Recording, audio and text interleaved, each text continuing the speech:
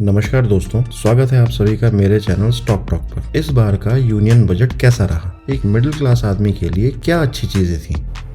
क्या? वित्त मंत्री के 74 मिनट के भाषण में कई आश्चर्यजनक बातें थी, इसीलिए आज हम यहाँ बजट का आसान विश्लेषण प्रस्तुत कर रहे हैं। बहुत अच्छा लगेगा।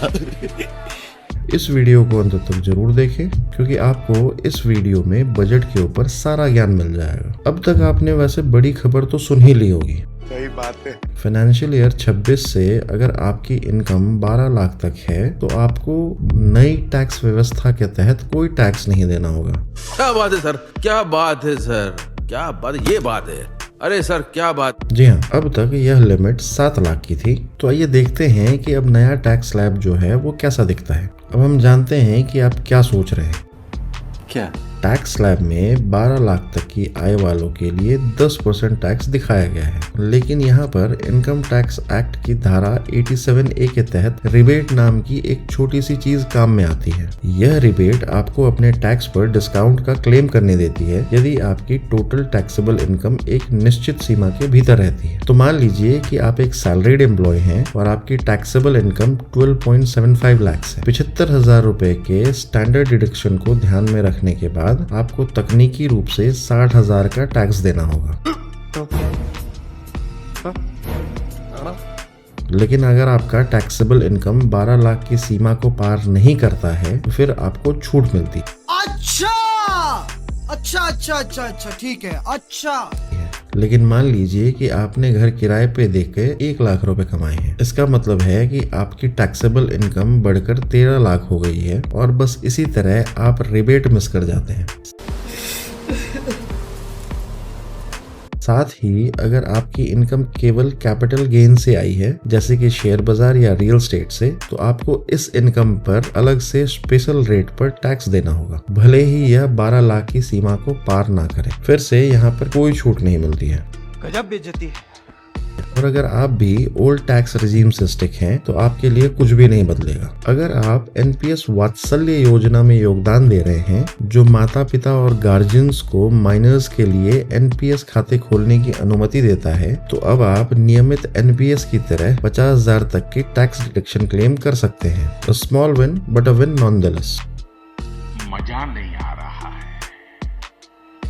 यह इसका एक हिस्सा है। दूसरी अच्छी खबर यह है कि सरकार ने टीडीएस की सीमा में बदलाव किया है। टीडीएस वह टैक्स है जो अर्निंग से पहले ही काट लिया जाता है। इसलिए अब अगर सीनियर सिटीजन बैंक डिपॉजिट या अन्य स्रोतों से इंटरेस्ट इनकम अर्जित करते हैं तो उन्हें तब तक कोई टीडीएस डिडक्शन का सामना नहीं करना पड़ेगा जब तक कि उनकी कुल इंटरेस्ट इनकम 1 लाख से अधिक ना हो। भाई कैसी लगी?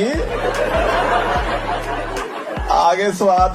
पहले ये लिमिट केवल 50,000 रुपए की थी, इसीलिए अगर आपके माता पिता ने कभी टीडीएस के कारण उनके बैंक इंटरेस्ट में कटौती की शिकायत की है तो इससे उन्हें कुछ राहत मिलनी चाहिए। Thanks, love you forever. यही बात रेंटल इनकम पर भी लागू होती है। टीडीएस की सीमा 2.4 लाख से बढ़कर 6 लाख हो गई है, जिससे मकान मालिकों के लिए चीजें आसान हो गई हैं।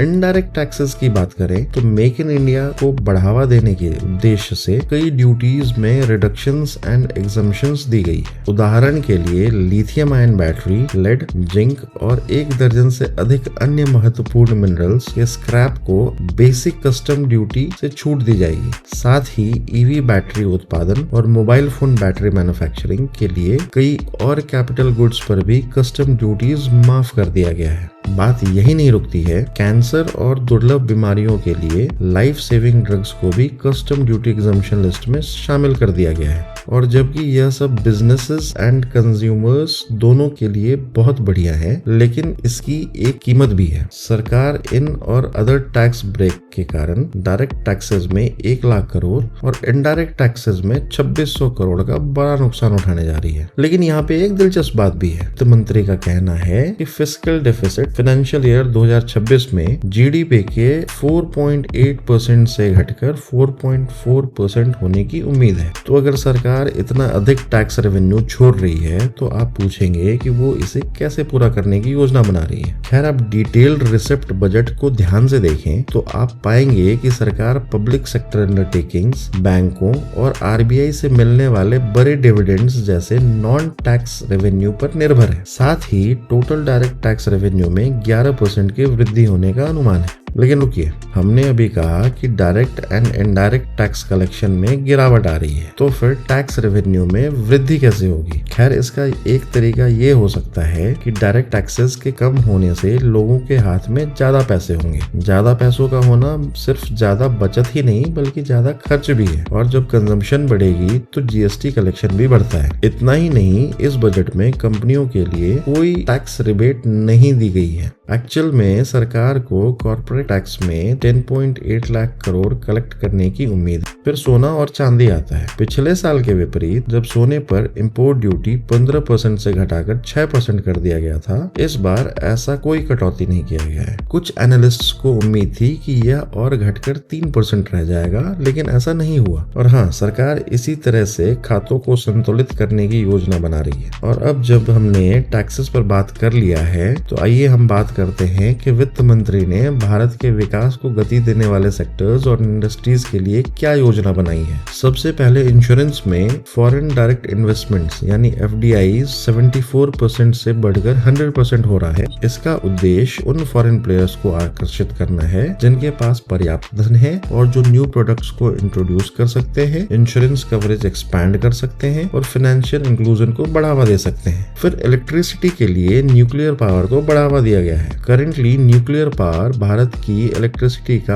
5% से भी कम हिस्सा बनाते हैं, जो ग्लोबल एवरेज से बहुत कम है। इसे बदलने के लिए बजट ने स्मॉल मॉड्यूलर न्यूक्लियर रिएक्टर्स विकसित करने के लिए 20,000 करोड़ अलग रखे हैं, जिसका लक्ष्य 2047 तक 100 गीगावाट ऑफ न्यूक्लियर एनर्जी प्राप्त करना है। 5 made in India nuclear reactors भी काम में हैं, जो 2033 तक तैयार हो जाएंगे। अगर इसे अच्छी तरह से एग्जीक्यूट किया जाता है तो यह भारत के पावर ग्रिड को स्टेबल कर सकता है, एमिशन में कटौती कर सकता है और कोयले पर निर्भरता को कम कर सकता है। अब आता है द नीचे फैक्टर्स।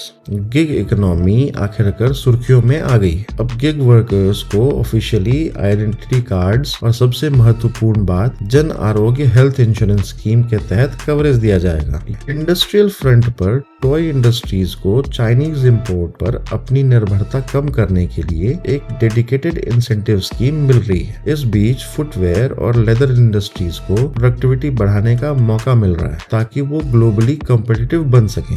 अब आता है द मैक्रो पिक्चर। जैसा कि हमने पहले बताया, वित्त वर्ष 2026 के लिए फिस्कल डेफिसिट का लक्ष्य घटा दिया गया है, जो उधारी पर लगाम लगाने और खर्च को नियंत्रित करने की सरकार की मंशा को दर्शाता है। इसके अलावा भारत का debt to GDP ratio financial year 25 में 57% से घटकर 47 to 52% पर आ जाएगा, जो कि अधिक मैनेजेबल है। अपने खजाने को और बढ़ाने के लिए सरकार ने एसेट मोनेटाइजेशन के माध्यम से 50,000 करोड़ जुटाने योजना बनाई है, जिसका लक्ष्य नए प्रोजेक्ट्स में 10 लाख करोड़ डालना है। हालांकि इंफ्रास्ट्रक्चर पर खर्च में थोड़ी गिरावट आई है।